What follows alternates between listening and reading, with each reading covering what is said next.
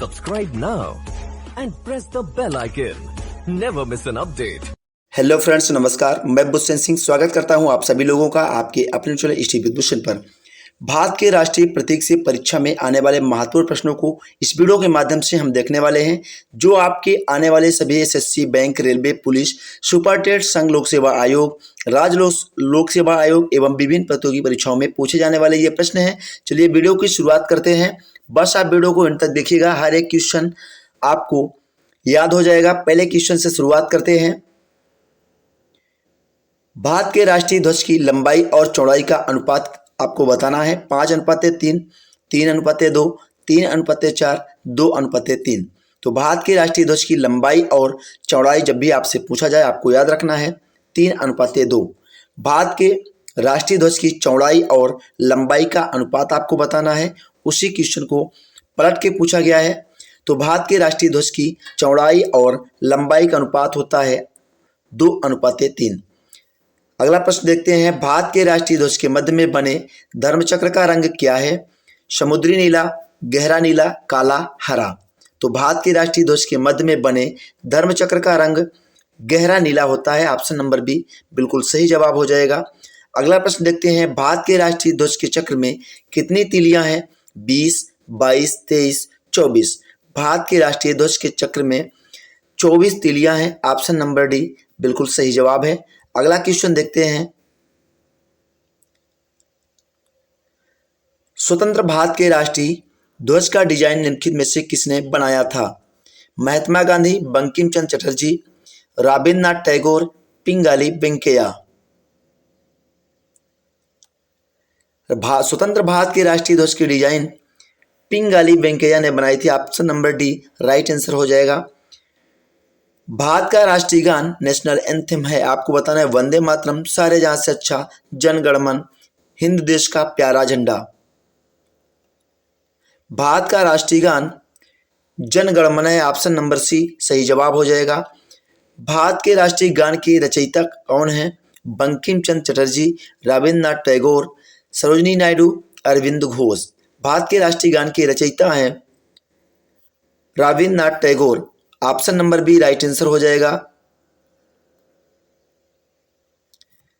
अगला प्रश्न देखते हैं। राष्ट्रीय गान जन गण मन सर्वप्रथम कब और कहां गाया गया? 1911 कलकत्ता में, 1931 कलकत्ता में, 1950 दिल्ली में, 1896 कलकत्ता में। राष्ट्रीय गान जन गण मन सर्वप्रथम 1911 ईस्वी में कलकत्ता अधिवेशन में गाया गया। Option number A right answer हो जाएगा। भारत के राष्ट्रीय गान जन गण मन को संपूर्ण रूप से गाने में कितना समय लगता है? 50 second, 52 second, 55 second, 59 second. Bharat के राष्ट्रीय गान जन गण मन को संपूर्ण रूप में गाने में 52 सेकंड लगता है। ऑप्शन नंबर बी बिल्कुल सही जवाब हो जाएगा। अगला प्रश्न देखते हैं। भारत का राष्ट्रीय गीत है जन गण मन अधिनायक जय हे, हिंद देश का प्यारा झंडा, वंदे मातरम, सारे जहां से अच्छा, हिंदुस्तान हमारा। भारत का राष्ट्रीय गीत है वंदे मातरम। ऑप्शन नंबर सी बिल्कुल सही जवाब हो जाएगा। अगला क्वेश्चन देखते हैं। भारत के राष्ट्रीय गीत के रचयिता हैं रविंद्रनाथ टैगोर, बंकिम चंद्र चटर्जी, सर मोहम्मद इकबाल, सरोजिनी नायडू। भारत के राष्ट्रीय गीत के रचयिता हैं Bankim Chandra Chatterjee. Option number B बिल्कुल सही जवाब हो जाएगा। अगला प्रश्न देखते हैं। भारत के राष्ट्रीय गीत के गायन की अवधि है। आपको बताना है भारत के राष्ट्रीय गीत की अवधि 52 सेकंड, 60 सेकंड, 65 सेकंड, 90 सेकंड। तो भारत के राष्ट्रीय गीत के गायन की अवधि है 65 सेकंड। और इसके पहले जो प्रश्न पूछा गया था आपका राष्ट्रीय गान के गाने की समयावधि, वो आपकी 52 सेकंड है। तो 65 सेकंड और 52 सेकंड में आपको कंफ्यूज नहीं होना है, क्योंकि जो है भारत के राष्ट्रीय गीत के गायन की समयावधि 65 सेकंड है और राष्ट्रीय गान जन गण मन जो इसका गाने का समयावधि है वो 52 सेकंड है। तो ये दोनों बातें आपको ध्यान रखना है। अगला प्रश्न देखते हैं। भारत का राष्ट्रीय गीत वंदे मातरम सर्वप्रथम कब गाया गया? 1886 में, 1896 में, 1906 में, 1907 ईस्वी में। तो भारत का राष्ट्रीय गीत वंदे मातरम सर्वप्रथम 1896 ईस्वी में गाया गया। ऑप्शन नंबर बी सही जवाब हो जाएगा। अगला प्रश्न देखते हैं।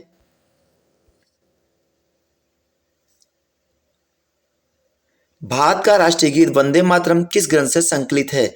मुंडको उपनिषद, कठोपनिषद, भारत भारती, आनंद मठ। भारत का राष्ट्रीय गीत वंदे मातरम आनंद मठ से संकलित है। Option number D right answer हो जाएगा। आकाशवाणी और दूरदर्शन के दैनिक कार्यक्रमों की शुरुआत किससे होती है? राष्ट्रीय गीत, संतूर वादन, फिल्मी धुन।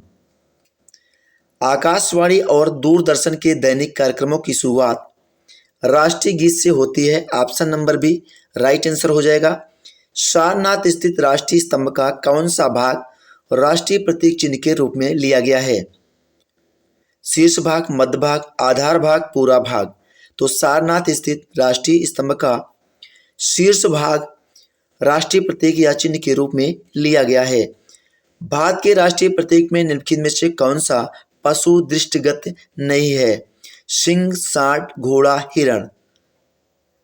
भारत के राष्ट्रीय प्रतीक में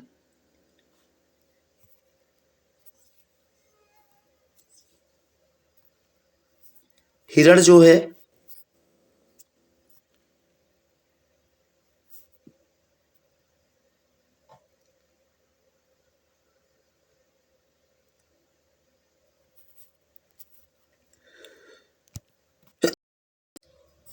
ये आपका ऑप्शन नंबर डी सही जवाब हो जाएगा। हिरण पशु जो है दृष्टिगत नहीं है भारत के राष्ट्रीय प्रतीक में। अगला प्रश्न देखते हैं। भारत के राष्ट्रीय प्रतीक चिन्ह में कितने शेर दिखाई देते हैं? 1, 2, 3, 4। तो भारत के राष्ट्रीय प्रतीक चिन्ह में 3 शेर दिखाई देते हैं। अगला प्रश्न देखते हैं। भारत का राज्य चिन्ह अशोक महान द्वारा सारनाथ में स्थापित सिंह स्तंभ से लिया गया है। इस राज्य चिन्ह के मूल स्तंभ में कितने सिंह हैं? तो आपको ध्यान रखना है। Option number C right answer हो जाएगा। 4 सिंह जो आपके चारों दिशाओं में मुंह करके एक दूसरे के विपरीत हैं। इस बात को आपको ध्यान रखना है। जब आपसे मूल स्तंभ में कुल कितने सिंह हैं आपसे बात की जाए तो आपको ध्यान रखना है 4। और आपको जो है राष्ट्रीय प्रतीक में कितने शेर दिखाई देते हैं इस बात की अगर प्रश्न में जिक्र हो तो आपको ध्यान रखना है 3 शेर दिखाई देते हैं।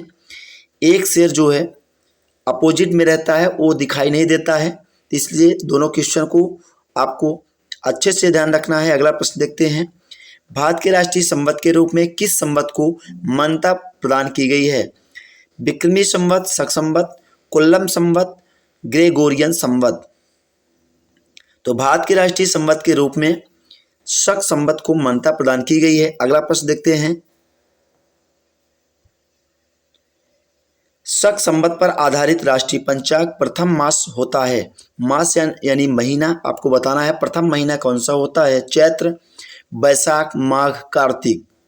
तो शक संवत पर आधारित राष्ट्रीय पंचांग का प्रथम महीना जो होता है वो चैत्र होता है। Option number A right answer हो जाएगा।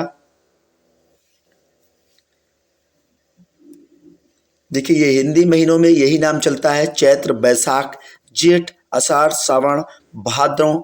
इस टाइप से आपको याद रखना है हिंदी महीनों के नाम भी। अगला प्रश्न देखते हैं। शक संवत पर आधारित राष्ट्रीय पंचांग अंतिम मास होता है। चैत्र, माघ, पोष, फाल्गुन। तो फाल्गुन आपका अंतिम महीना होता है शक संवत पर आधारित राष्ट्रीय पंचांग का। भारत का राष्ट्रीय पशु आपको बताना है कौन सा है? तो भारत का राष्ट्रीय पशु बाघ है, आप सभी लोग जानते हैं। Option number C right answer हो जाएगा। बाघ से पूर्व भारत का राष्ट्रीय पशु था, ये बेहतरीन क्वेश्चन है, हिरण, नीलगाय, सिंह, गैंडा। बाघ से पहले जो भारत का राष्ट्रीय पशु था वो सिंह था। Option number C right answer हो जाएगा। अगला प्रश्न देखते हैं। भारत का राष्ट्रीय पक्षी नेशनल बर्ड आपको बताना है मयूर, तोता, बाज, कबूतर। मयूरा माने मोर होता है, बस आपको ध्यान रखना है, कंफ्यूज आपको नहीं होना है। तो भारत का राष्ट्रीय पक्षी मोर है, मयूर आपका राइट आंसर हो जाएगा। भारत का राष्ट्रीय आदर्श वाक्य आपको बताना है सत्यमेव जयते, वंदे मातरम, जय जवान जय किसान, जय हिंद। तो भारत का राष्ट्रीय आदर्श वाक्य सत्यमेव जयते है। Option number A right answer हो जाएगा। सदैव सत्य की जीत ही होती है। इस बात को आपको ध्यान रखना। इसका अर्थ होता है, अर्थ भी आपसे पूछा जा सकता है, सत्यमेव जयते का जो आदर्श वाक्य, इसका अर्थ क्या होता है? तो सत्य की ही जीत होती है, इस बात को ध्यान रखना है। इसका अर्थ होता है, निम्नलिखित में से किस पशु को भारत के राष्ट्रीय प्रतीक में स्थान नहीं मिला है? तो ये ऊंट जो है, इसे राष्ट्रीय प्रतीक के रूप में स्थान नहीं मिला है। सांड, घोड़ा और सिंह, इसको जो है आप देख पाएंगे राष्ट्रीय प्रतीक में, इन सभी को। तो इस तरह आपके मोस्ट इंपॉर्टेंट क्वेश्चन पूरे होते हैं। ये ऐसे क्वेश्चन थे जो आपकी सभी एग्जाम के लिए महत्वपूर्ण है, चाहे आपका बैंक हो, एसएससी हो, रेलवे हो, सुपरटेट हो। आशा करता हूँ वीडियो आपको अच्छी लगी होगी। अगर वीडियो आपको अच्छी और हेल्पफुल लगी है तो वीडियो को लाइक, अपने दोस्तों के साथ शेयर अवश्य करें। अगर आप चैनल पर नए हैं, चैनल को सब्सक्राइब कर लें। मिलेंगे नेक्स्ट अगले वीडियो में। Thank you for watching.